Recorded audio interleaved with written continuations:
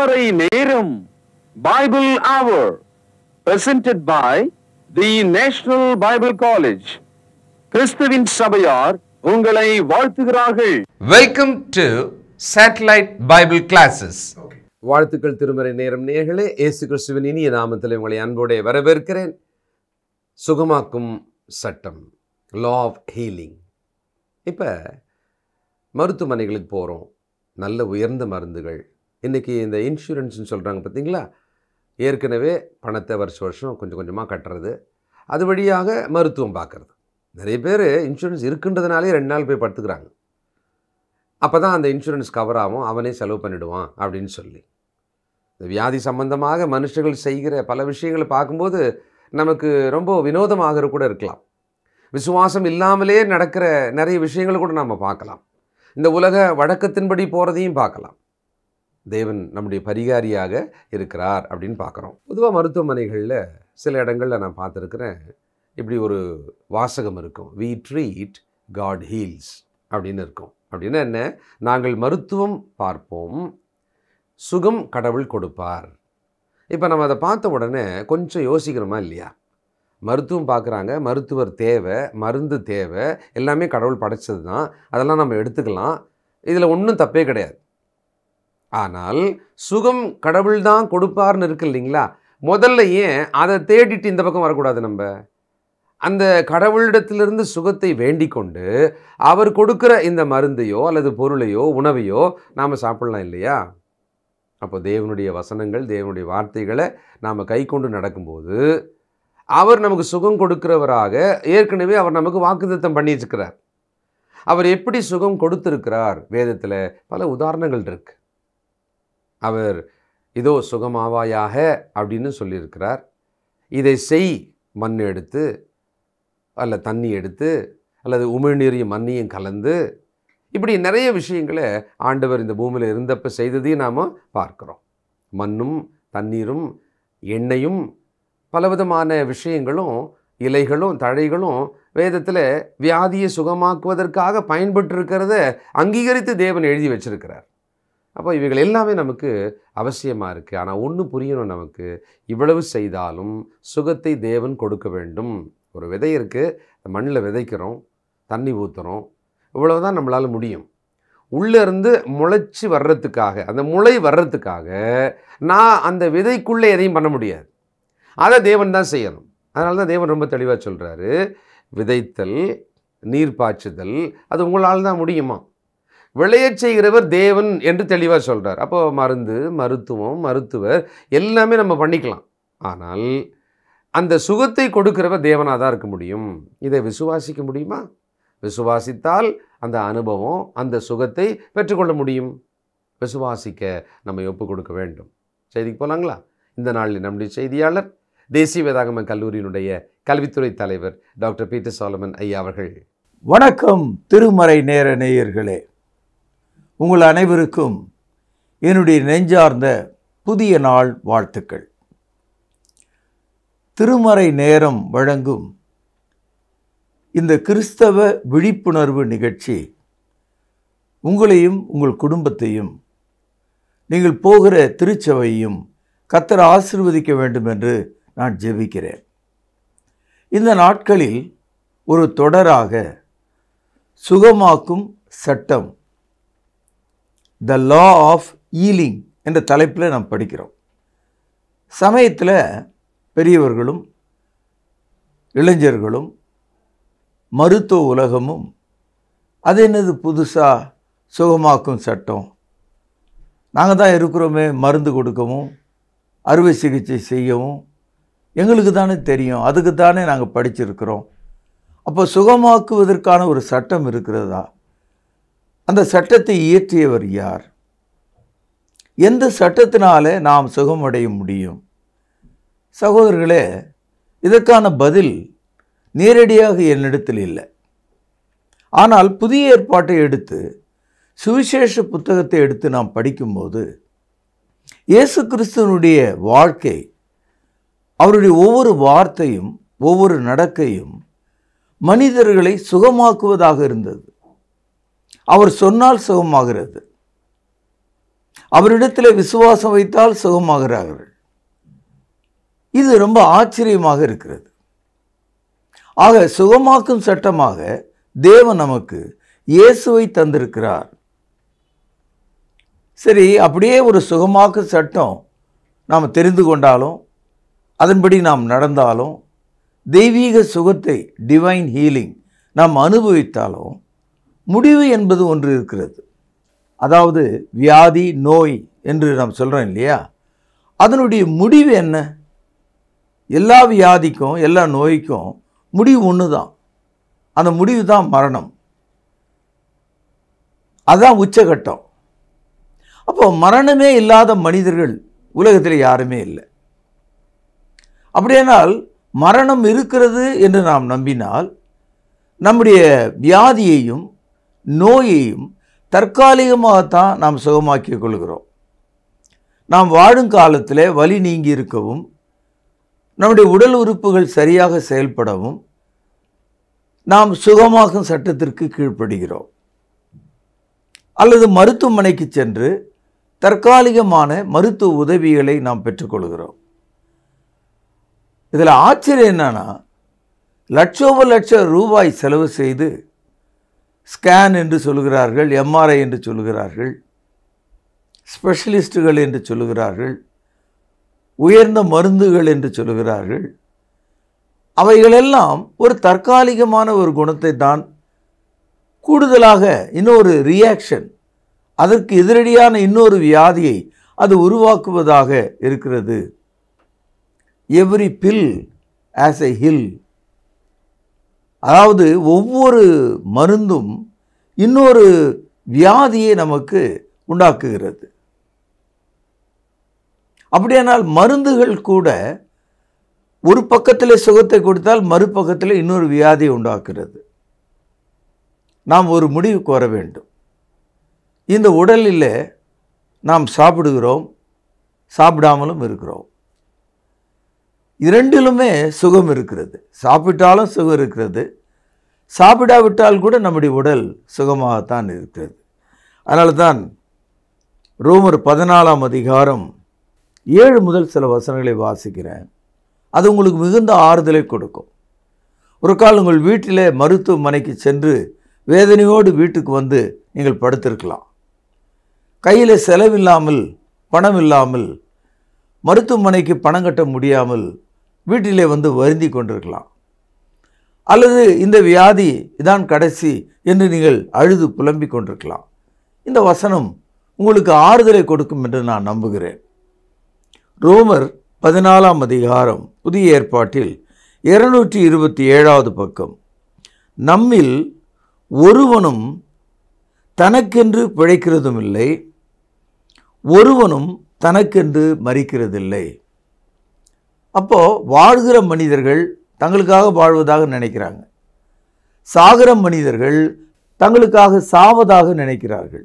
இது ரெண்டுமே உங்களுடைய விருப்பத்தின்படி நீங்கள் செய்தாலும் அது தேவனுடைய பார்வையில் இருக்கிறது.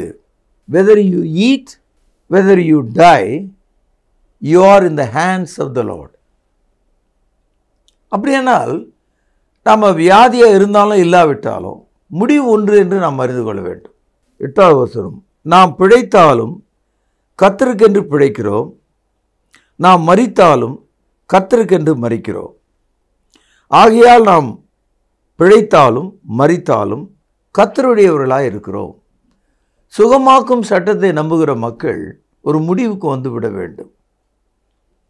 என் கர்த்தர் என்னுடைய சுகம், என் கர்த்தர் என் எதிர்காலம், அவரே என்னுடைய வாழ்வு என்று எண்ணுகிற மனிதன் பிழைத்தாலும் நாம் கர்த்தருடையவர்கள் தான், மரித்தாலும் கர்த்தருடையவர்கள் தான்.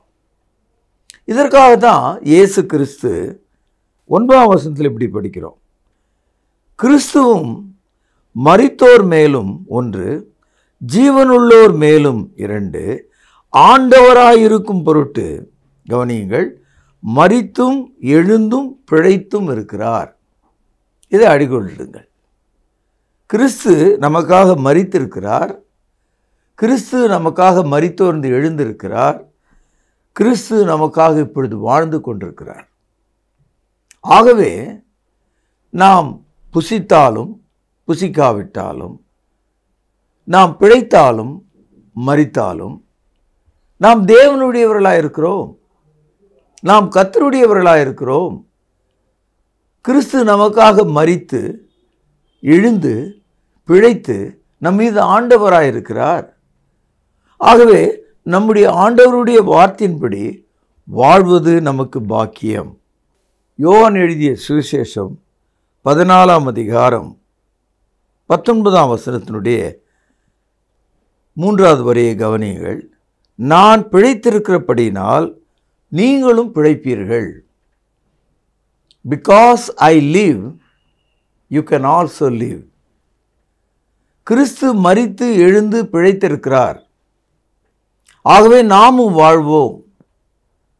இந்த வியாதியில், இந்த பூமியில் இன்னும் 2 ஆண்டுகள் பாடுபடுவோம், 5 ஆண்டுகள் வேதனைப்படுவோம். அவ்வளவுதான். நம்முடைய பாடுகள் எல்லாம் முடிவுறப் போகிறது.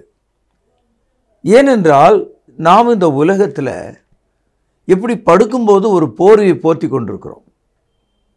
அந்த போர்வை எப்பொழுதும் நம்ம மீது இருக்காது. விடியற்காலை வரும்போது, படுக்கையிலிருந்து துள்ளி நாம் எழுந்திருக்கும்போது நாம் போர்த்தியிருந்த போர்வையை நாம் களைந்து விடுவோம். அதே மாதிரி இராணுவத்தில் டென்ட் போடுவாங்க, கூடாரம் போடுவாங்க. அந்த இராணுவம் தற்காலிகமாக அந்த கூடாரத்தை போட்டிருக்கோம். அந்த கூடாரத்தில் சௌகரியங்கள் இருக்காது, அங்கே எல்லாம் இருக்காது. சும்மா பனி மழையை பாதுகாக்கிறதுக்கு ஒரு கூடாரம். அதுக்குள்ளே ஒரு 5-10 இராணுவ வீரர்கள் தற்காலிகமாக தங்கியிருப்பாங்க. எப்போவுமே அந்த கூடாரம் அவர்களுக்கு வீடாக இருக்காது.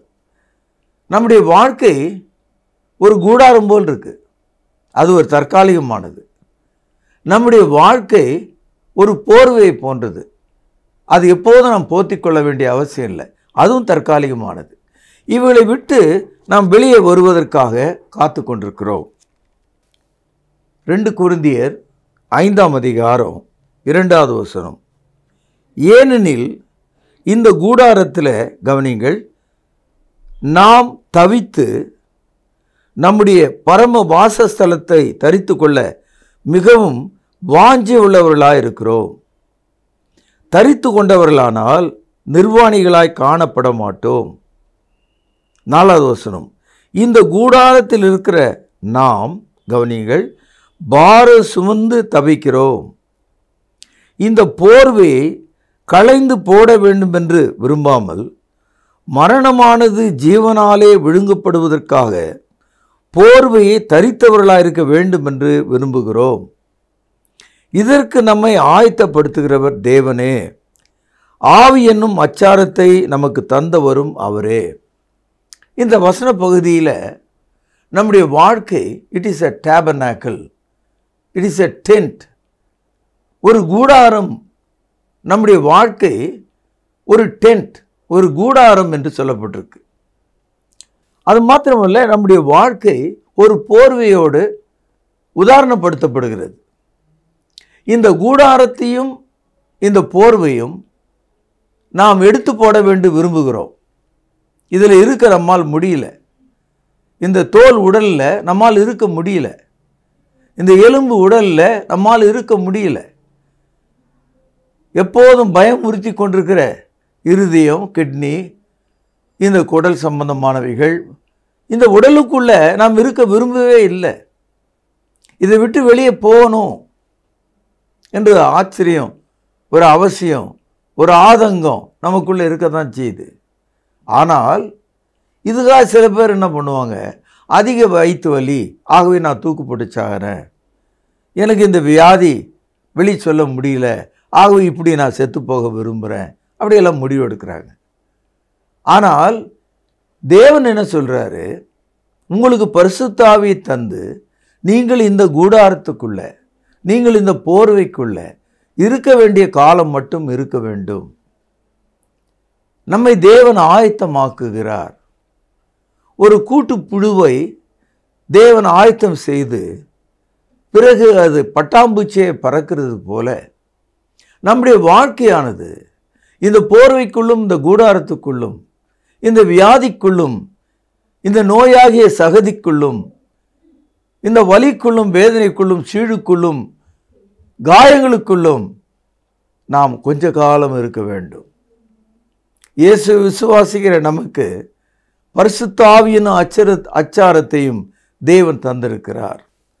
மார்க் எழுதிய சுவிசேஷம் 22வது வசனம், புதிய ஏற்பாட்டில் 54வது பக்கம்.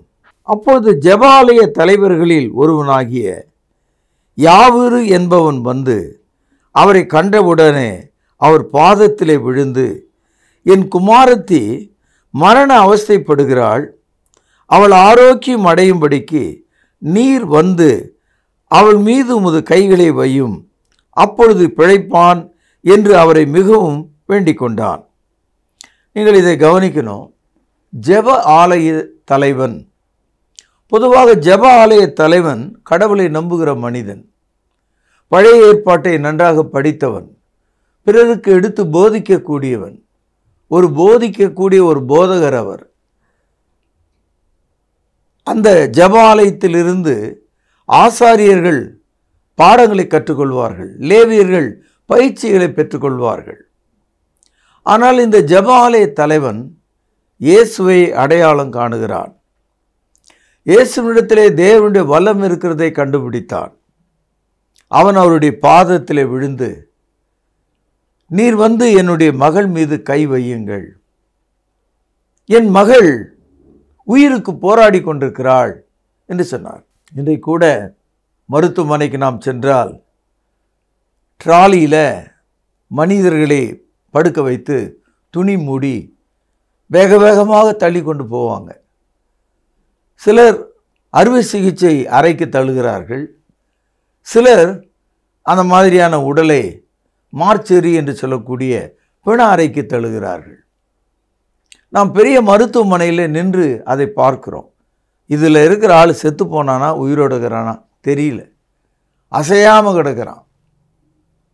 மரண அவஸ்தை முடிவை காட்டுகிறது. சகோதரர்களே, கைவிடப்பட்ட அந்த நிலையில் இயேசு கிறிஸ்துவாலே அந்த குழந்தைக்கு சுகம் கிடைக்க முடிந்தது. 24ஆம் வசனம், அவர் அவனோடு கூட போனார், திரளான ஜனங்கள் அவருக்கு பின் சென்று நெருக்கினார்கள். இப்படி அவர் போகும்போது நடுவில் ஒரு குழப்பம், அவர்களுடைய பயணத்தை தடை செய்கிற மாதிரி பெருங்கூட்டம் அவரை சூழ்ந்து கொண்டது. அதே நேரத்தில் 12 வருஷம் இரத்த போக்கினால் வியாதிப்பட்ட ஒரு பெண் அவருடைய வஸ்திரத்தின் தொங்கலை தொடுகிறாள். இதனால் பெரிய ஒரு அமளி. இயேசு நேராக ஜெபாலய தலைவனுடைய வீட்டுக்கு போகிறதுக்கு முடியாமல் 1-2 மணி நேரங்கள் இதனாலே தாமதமாகி விடுகிறது. இப்படி தாமதம் ஆனதுனால அந்த ஜெபாலய தலைவனுடைய கண்களில் கண்ணீர் குளமாகி, இயேசு வருவதாக சொல்லியும் கூட, அவர் புறப்பட்டும் கூட, என் மகளை சந்திப்பதற்கு முன்பாக என் மகள் மரித்து விடுவாளே என்ற கவலை இருந்தது. இதே மாதிரி தான் இன்றைக்கு கை கெட்டினது வாய் கேட்டலன்னு ஒரு பழமொழி சொல்லுவாங்க இல்லையா? அதே மாதிரி தான் தேவன் அவர்களுக்கு உதவி செய்வதாக அவன் நினைத்து கொண்டிருந்தான். ஆனால் இது ஒரு சூழ்நிலை, ஏதோ ஒரு நெருக்கடி. இப்போ இயேசுவால் அங்கே போக முடியல. ஆனாலும் இயேசு என்ன சொன்னார் கவனியுங்கள். மார்க்கு 5ஆம் அதிகாரம் 35வது வசனம், அவர் இப்படி பேசி கொண்டிருக்கையில் ஜெபாலய தலைவனுடைய வீட்டிலிருந்து சிலர் வந்து, உம்முடைய குமாரத்தி மரித்து போனாள், இனி ஏன் போதகரை வருத்தப்படுத்துகிறீர் என்றார்கள். மெசேஜ் வந்துட்டுது. வீட்டிலேருந்து ஆளுங்க வந்து சொல்கிறாங்க அந்த ஜெபாலய தலைவனிடத்தில், ஐயா நீங்கள் இயேசுவை தொந்தரவு பண்ணாதீங்க, என்ன அவர் வர வேண்டிய அவசியம் இல்லை, உங்கள் மக செத்தே போயிட்டா எப்படி இருக்கும்? அந்த மகளை உயிர்ப்பிக்க காப்பாற்ற இயேசு புறப்பட்டு வந்தார். ஆனால் வழியிலே ஜனங்கள் அவரை மடக்கி அவரிடத்திலிருந்து சுகத்தை பலத்தை அவர்கள் பெற்றுக்கொண்டார்கள். இதனால காலதாமதமாகிவிட்டது. நேரத்துக்கு அவரால் அங்கே போக முடியல. இப்போ அந்த குழந்தை மரித்து விட்டது என்று சொல்லுகிறார்கள். இந்த மாதிரியான ஒரு கிளைமேக்ஸ் பாயிண்ட், இந்த மாதிரி ஒரு சூழல் நமக்கு நேரிடும். நம்ம எதிர்பார்த்த டாக்டர் அன்றைக்கி பார்த்து வராத போடுவார். நம்ம எதிர்பார்த்த பணம் ஆப்ரேஷனுக்கு அன்றைக்கி கிடைக்காம போயிடும். நம்ம எதிர்பார்த்த அந்த நிகழ்ச்சி ஏதோ ஒரு காரணத்தால், ஒரு மழையினால், ஏதோ ஒரு சூழல்னால் அது நிகழாமல் போயிடலாம். அப்போ யாரை நம்ம நொந்து கொள்ள முடியும்? அப்போ கடவுளுக்கு விருப்பம் இல்லையா? தேவன் என்னை இப்படி கைவிட்டு விட்டாரே, எனக்கு உதவி இல்லாமல் போயிற்று. இந்த ஆதங்கம் நம் எல்லாருடைய மனதிலும் இருக்கிறது. ஆனால் இயேசு அந்த ஜெபாலய தலைவனை பார்த்து ஒன்று சொல்லுகிறார். கவனியுங்கள். இப்பொழுது மார்க்கு 5ஆம் அதிகாரம் 38வது வசனம். அவர்கள் சொன்ன வார்த்தையை இயேசு கேட்டவுடனே, கவனியுங்கள், ஜெபாலய தலைவனை நோக்கி, பயப்படாதே, விசுவாசம் உள்ளவனாய் இரு என்று சொல்லி. இப்போ கிறிஸ்து ஒரு வித்தியாசமான பரிமாணத்தை காட்டுகிறார். அந்த ஜெபாலய தலைவனுடைய வீட்டிலிருந்து வந்த மக்கள் அவள் மரித்து விட்டாள் என்பதை தெளிவாக திட்டமாக, இனி இயேசு அங்கே வர வேண்டிய அவசியம் இல்லை, அவரை வருத்தப்படுத்தாதீங்க, ஷீ இஸ் ஆல்ரெடி டெட் என்று சொன்னார்கள். அது மாத்திரம் இல்லை, தொடர்ந்து நீங்கள் கீழே படிச்சிங்கன்னா அந்த குழந்தைய இறந்து போனதுக்காக வீட்டுக்கு வெளியே கூட்டம் கூடி, நம்ம ஊரில் துக்கம் விசாரிக்க வருகிறவர்களுக்காக சங்கு ஊதி மேளம் அடிப்பாங்க இல்லையா, அதுபோல் யூதர்களும் கூட அவர்கள் சத்தம் போட்டு கொண்டிருந்தாங்க. ஏன்னா உள்ள குழந்தை இறந்துருக்கு. இந்த காட்சி அப்படியே நீங்கள் கவனிங்க. இப்போ இயேசு என்ன சொல்கிறாரு அவங்க அப்பா கிட்ட, அந்த ஜெபாலய தலைவன்கிட்ட, நீ தேவனிடத்தில் விசுவாசம் உள்ளவனாயிரு, பயப்படாதே, கலங்காதே. ஆனால் வந்தவங்க மெசேஜ் என்ன சொன்னாங்க, செய்தி என்ன சொன்னாங்க? மக செத்து போட்டா. இன்றைக்கும் இதே மாதிரியான ஒரு சூழலில் நம்ம இருப்போம். அவ்வளோதான், செத்து போயிட்டாரு, அடக்கம்தான், வீட்டுக்கு வெளியே பெஞ்செல்லாம் தூக்கி போட்டு ஊருக்கு ஆளெல்லாம் சொல்லி அனுப்பணும். ஆனால் இயேசு கிறிஸ்துவால் உன்னுடைய வியாதியினுடைய கடைசி எல்லையை காப்பாற்ற முடியும். உன் நோயினுடைய கடைசி எல்லை தொட்டு உயிர்ப்பிக்க முடியும். இப்பொழுது 38வது வசனம். ஜெப ஆலய தலைவனுடைய வீட்டிலே வந்து சந்தடியும் மிகவும் அழுது புலம்புகிறவளையும் கண்டு. இயேசு இப்போ அந்த வீட்டுக்கு வராரு. ஒரே கூச்சல், ஒரே சத்தம், ஒரே அழுகை. கிராமத்தில் ஒரு சாவு என்று சொன்னால் அந்த கிராமத்திற்கு அத்தனை பேருக்கும் கேட்கும். ஏன்னா அந்த கிராமத்தில் மொத்தம் ஒரு 150 வீடு தான் இருக்க போகுது. பெரிய சத்தம், குழந்தை இறந்து விட்டதுனால மிகப்பெரிய சத்தம், எல்லா உறவினரும் அழுகிறார்கள். 38வது வசனம். ஜெபாலய தலைவனுடைய வீட்டிலே வந்து சந்தடியையும் மிகவும் அழுது புலம்புகிறவளையும் கண்டு உள்ளே பிரவேசித்து, நீங்கள் சந்தடி பண்ணி அழுகிறது என்ன? பிள்ளை மரிக்கவில்லை, நித்திரையாயிருக்கிறாள் என்றார். இயேசுநாதர் என்ன சொல்கிறாரு? குழந்தை தூங்கி கொண்டிருக்கிறது. அவங்களுக்கெல்லாம் எப்படி இருக்கும் அந்த மாதிரி சொன்னால்? வீட்டில் செத்துட்டாங்கன்றதை கண்டுபிடிக்கிறதுக்கு நம்ம எல்லாருக்கும் அறிவு இருக்குது, நம்மளால் தெரிஞ்சுக்க முடியும், நம்மளால் உணர முடியும். அதுக்காக ஒரு டாக்டர் கூட வரணும்னு அவசியம் இல்லை. பெரியவர்கள் இவன் இறந்துட்டான்றதை தெளிவாக சொல்லுவாங்க. அதற்கான அடையாளம், அறிகுறிகள்லாம் நமக்கு தெரியும். மூச்சு இருக்காது, நெஞ்சு விம்பாது, உடல் சூடை இழந்துடும், கண்கள் மூடி இருக்கும், அசைவிட்டிருப்பாங்க இல்லையா? அப்போது இறந்து விட்டவர்களை தூங்குறவன்னு சொன்னால் ஜனங்களுக்கு எப்படி இருக்கும்? ஆனால் இயேசு அப்படி தான் சொன்னார். இப்பொழுது 41வது வசனம். பிள்ளையின் கையை பிடித்து தலித்தாகுமி என்றார். அதற்கு சிறு பெண்ணே எழுந்திரு என்று உனக்கு சொல்கிறேன் என்று அர்த்தமாம். உடனே சிறுபெண் எழுந்து நடந்தாள். அவள் 12 வயது உள்ளவளாய் இருந்தாள். அவர்கள் மிகுந்த ஆச்சரியப்பட்டு பிரமித்தார்கள். சகோதரர்களே, இயேசு சுகமாக்கின அந்த சிறு பெண் வயது 12. 12 வயது என்பது உடலில் சக்தி கொப்பளிக்கும், பலம் அதிகமாக இருக்கும். வயதானவர்களுக்கு பலம் குறைஞ்சிரும். ஆனால் ஒரு 12 வயதுன்றது ரொம்ப ரொம்ப எனர்ஜெட்டிக் லைஃப். அது பாருங்கள், இயேசு அவருடைய கையை பிடித்து சிறு பெண்ணே எழுந்திரு என்று சொன்னாராம். தலித்தாகுமி அப்படி என்பது லத்தீன் மொழி வார்த்தை. இது ஒரு அவசியமான ஒரு வார்த்தை. காரணம், மார்க்கு என்ற இந்த சுவிசேஷகர் ரோம நாட்டு அரசாங்கத்துக்காக இந்த சுவிசேஷத்தை எழுதினார். இயேசுநாதர் எந்த வார்த்தையை சொல்லி அற்புதத்தை அங்கே செய்தார் என்பதை அந்த லத்தீன் மொழி பேசக்கூடிய ரோமர்களுக்கு புரிந்து கொள்ள வேண்டும் என்பதற்காக இயேசு பயன்படுத்தின அந்த வார்த்தை தலித்தாகுமி என்று சொன்னார். இயேசு வேறு எதுவும் மாய மந்திரமான வார்த்தைகளையோ புரியாத ஒரு வார்த்தையோ இன்றைக்கி மக்கள் மத்தியில் ஏதோ ஒரு மாதிரியான பாஷை பேசுகிறாங்களே அந்த மாதிரி ஒரு சொல்லை அவர் பயன்படுத்தலை. மக்கள் பேசும் மொழியிலிருந்து ஒரு சொல்லை சொன்னார், தலித்தாகுமி என்று சொன்னார். அதற்கு சிறு பெண்ணே எழுந்திரு என்ற அர்த்தமாம். அப்படி சொல்லி முடித்தவுடனே அவள் எழுந்தாள். மரண அவஸ்தையில் இருந்த ஒரு காலம் அவள் 3 மாதமாக படுத்த படுக்கையாக இருந்திருக்கலாம். இப்பொழுது அவள் எழுந்து நின்று நடக்க ஆரம்பித்தாள். இப்பொழுது சொல்லுங்கள், இயேசு கிறிஸ்து கொடுத்த அந்த பரிபூரணமான சுகமாக்கும் சட்டமாயிருக்கிறது.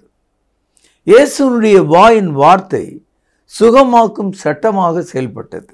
எனவே அன்புக்கும் பாசத்துக்கும் உரிய நண்பர்களே, இந்த நாளில் நாம் கேட்ட இந்த நற்செய்தி உங்கள் வாழ்வை மாற்ற வேண்டும், உங்கள் சந்தேகத்தை போக்க வேண்டும். உண்மையான சுகமாக்கும் சட்டம் இயேசு என்பதை அறிந்து கொள்ளுங்கள் என்று சொல்லி இன்றைய செய்தியை நான் இங்கே நிறைவு செய்கிறேன். பிரார்த்தனை செய்வோம். பரலோகத்தில் வாசமாக இருக்கிற அற்புதமான தகப்பனே, இந்த நாளில் நாங்கள் கேள்விப்பட்ட இந்த நற்செய்தியை ஆசீர்வதியும், எங்கள் குடும்பத்தில் உள்ள மக்கள் சுகமடைய வேண்டும் என்று செபிக்கிறேன். இயேசுவின் ஜீவனுள்ள நாமத்தில் ஜெபம் கேளும் பிதாவே, ஆமேன். வானத்துக்கும் பூமிக்கும் ஆண்டவராயிருக்கிற இயேசு கிறிஸ்துவின் ஒப்பற்ற நாமத்தில் திருமறை நேர நேயர்களுக்கு வாழ்த்துக்கள். நேயர்களே, சுகமாக்கும் சட்டங்களை குறித்து அனுதினமும் நாம் படித்து கொண்டு வருகிறோம். உங்கள் வாழ்க்கையில் இந்த வசனங்கள் சந்தித்ததா? உங்களுடைய உள்ளத்தின் கேள்விகளுக்கு இந்த நிகழ்ச்சி பதில் கொடுத்ததா? தயவுசெய்து எங்களோடு தொடர்பு கொண்டு இதை தெரியப்படுத்துங்கள். நேயர்களே, உங்களுடைய விசுவாச கேள்விகளை எங்களுக்கு எழுதி அனுப்புங்கள். பைபிளிலிருந்து சரியான முறையான பதில்களை நாங்கள் சொல்ல காத்திருக்கிறோம். அது மட்டுமல்ல, நீங்கள் இன்னும் புதிய ஏற்பாட்டு சத்தியத்துக்கு வேதத்தின்படி கீழ்ப்படியாமல் இருந்தால் தயவுசெய்து இயேசு கிறிஸ்து வருகைக்கு முன்பாக அதை செய்யும்படி உங்களை அன்போடு கேட்டுக்கொள்கிறோம். இன்னும் நீங்கள் கேட்ட செய்தியிலிருந்து உங்களுக்கான பரிசு கேள்வி இதுதான். பரிகாரி என்ற வார்த்தையின் அர்த்தம் என்ன? பலமுறை நீங்கள் கேட்டிருப்பீங்க, ஒருவேளை மறந்துருக்கலாம். ரீகால் பண்ணிக்க, ஞாபகப்படுத்தி சரியான பதிலை உடனே எழுதுங்க. வசன குறிப்போடு எழுதுங்க. பரிகாரி என்ற வார்த்தையின் அர்த்தம் என்ன? எழுதி கொண்டீர்களா? நல்லது நேயர்களே, தொடர்ந்து இந்த நிகழ்ச்சியை பாருங்கள், பிறரும் பார்க்கும்படி உற்சாகப்படுத்துங்கள். மீண்டும் உங்களை சந்திக்கும் வரை ஆண்டவரும் இரட்சகருமாக இருக்கிற இயேசு கிறிஸ்துவின் கிருபை உங்கள் அனைவரோடும் கூட இருப்பதாக. தொடர்பு கொள்ள வேண்டிய முகவரி: திருமறை நேரம், 58 சர்ச் தெரு, குமரன் நகர், சென்னை 6,82,000. செல்போன் 9385500882. கர்த்தாவே, தேவர்களில் உமக்குப்பானவர் யார்? வானத்திலும் பூமியிலும் உமக்குப்பானவர் யார்?